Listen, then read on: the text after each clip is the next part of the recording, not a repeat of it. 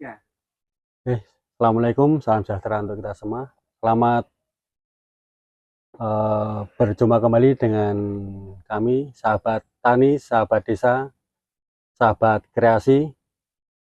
Hari ini kami berada di salah satu pelaku peternak domba di salah satu desa di Kabupaten Semarang. Nanti kita perkenalkan langsung saja. Selamat siang dengan Bapak siapa nih, Pak? Selamat siang dengan Pak Rohmani. Alamat, Pak? Alamat saya di Desa Duplang, RT 5 RW 3 Dusun Krajan. Sahabat tani, sahabat desa, Pak Roman ini adalah salah satu pelaku ternak kambing domba. Nah, ini dalam hal ini Pak Romani sudah lama menekuni ini. Nanti kita gali seberapa besar potensi yang bisa didapat.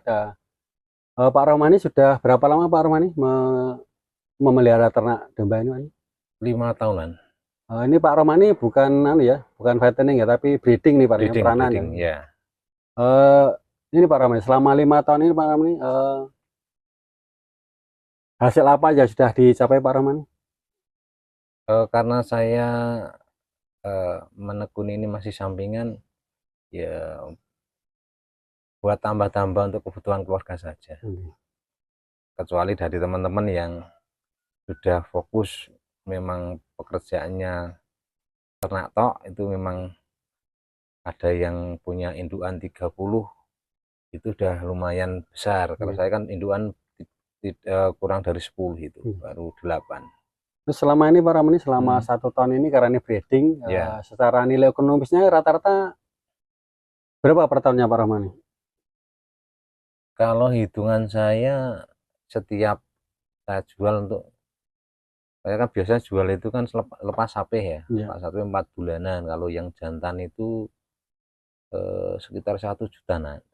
Kalau yang betina kebetulan tidak saya jual, kita simpan untuk kita besarkan sendiri, untuk kita jadikan indukan. Gitu. Mungkin secara nilai ekonomis Pak, secara rupiah kira rata-rata berapa Pak Ramani? Mungkin untuk bisa. Kalau hitungannya satu indukan itu kan 14 bulan ya, 14 bulan dari 1 tahun lebih 2 bulan itu kan bisa beranak.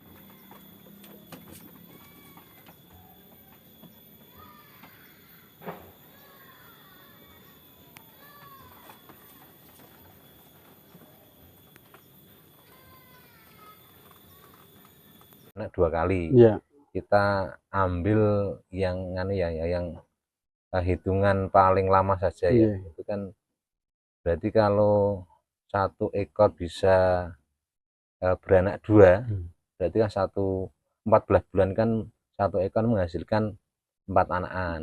Nah, kita kalkulasi misalkan yang separuh jantan, yang separuh betina, berarti 14 bulan itu kita bisa jual. Kalau indukan 8, tinggal saja ngalikan 2 kali 8, 16 karena yang tadi kan yang betina kita simpen, berarti yang mayoritas yang kita jual yang jantan.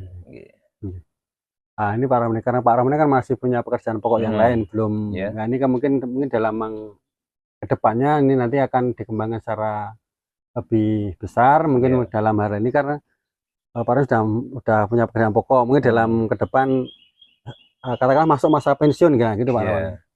Nah, karena dari 8 indukan ini kan, kenapa yang lepas sapi yang betina nggak saya jual, itu kan cita-cita itu kan pengennya dari 8 ekor indukan ini nanti setiap tahun indukan saya bertambah dari hasil produksi sendiri. Jadi asetnya semakin bertambah gitu Pak Ramani. Nah, target saya pengennya nanti setelah tidak bekerja di luar itu kan minimal ya saya bisa punya 30 indukan.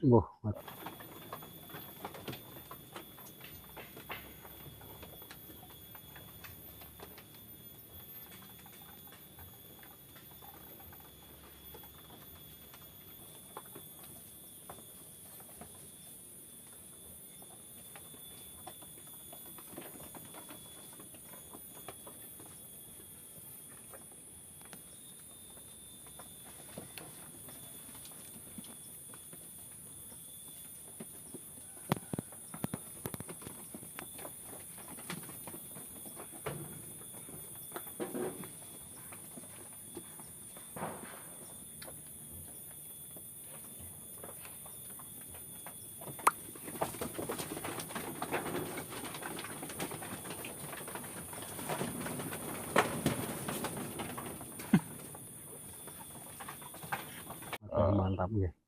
Ya kita hitung sendiri kalau 30 indukan ya lumayan lah untuk nambah ekonomi keluarga bisa. Makan mungkin bisa jadi sumber pokok nanti Pak ya. Roman. Ya, nah, ini terus aneh kan, selama ini kan Pak Roman masih samben ya. Mungkin kendala-kendala yang dihadapi Pak mungkin terkait dengan kesehatan domba, dengan pakan. Ini gimana dalam mengatasinya Pak?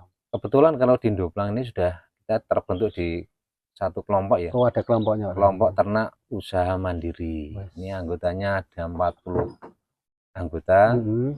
Di situ juga di grup itu kita juga sudah ada yang memang membidangi di masalah kesehatan ternak. Wah, oke. Jadi kita nanti komunikasinya enak. Misalkan ada yang mencret, ada yang butuh dikasih obat cacing, bisa kita komunikasi di situ. Misalkan ini nanti kita laktasi kok ada kendala, di grup itu juga ada yang segera bisa kita hubungi untuk membantu kita. Jadi sudah ada masalah guys, dalam arti sudah teratasi semua. Nah, ini terkait dengan pilihannya kok domba dan breeding Pak Rohman. Nah, ini gimana alasan Pak Rohman ini untuk bisa disampaikan kepada teman-teman kita yang lain dengan yang anak muda, biar ada masukan lah, ada referensi nanti ke depannya saya mau ternak seperti apa kan gitu ya. Gini Pak Rohman. Kalau pilihan saya kenapa breeding, yang pertama kan sebenarnya penggemukan saya juga suka, tapi dengan keterbatasan waktu sementara yang saya geluti breeding dulu. Dan nanti setelah tercapai yang 30 ekor itu nanti indukan ya mungkin akan saya gemukkan sendiri, yang pejantan enggak kita jual, tapi juga nanti lihat situasi dan kondisi ya. Karena kalau 30 ekor itu setidaknya harus ada satu orang yang bantu lah. Kalau dengan pakan dengan pakan segar. Nah, sementara kalau masih 8 ekor induk masih bisa sendiri. Terus tadi Pak, kenapa pilihannya kok domba Pak? Karena kan ada kambing dan lain sebagainya. Kalau di Indoplang ini memang satu kelompok itu memang ada yang kambing, ada yang domba, tapi sekitar 70% domba. Karena melihat potensi di Indoplang ini sebagian besar rumput lebih mudah didapatkan. Kalau yang kambing ya nun sewu, kalau untuk ramban karena kita masih tradisional ya, ini mau tidak mau ya harus minta ke tetangga. Nah, yang namanya minta kan nggak bisa terus toh. Tapi kalau yang rumput, kenapa pilihan saya di domba masih bebas kalau di sini. Jadi memang pilihannya domba gitu. Atau mungkin kaitannya dengan pemasaran mungkin Pak, gimana? Ada perbandingan antara kambing dan domba itu mudah mana kan gitu caranya? Kalau nilainya sebenarnya lebih tinggi kambing sebenarnya. Tapi ya kembali lagi ke masalah lihat potensi sekitar ya. Kalau domba asal gennya bagus ya nilainya juga lumayan. Mengangkat. Kalau seperti saya itu kan, ini kan dombos atau apa ya namanya teman-teman itu, masih lokal tapi kayaknya sementara yang paling gede untuk yang pacek punya saya ini sementara. Karena ini sudah 3 tahun di sini itu.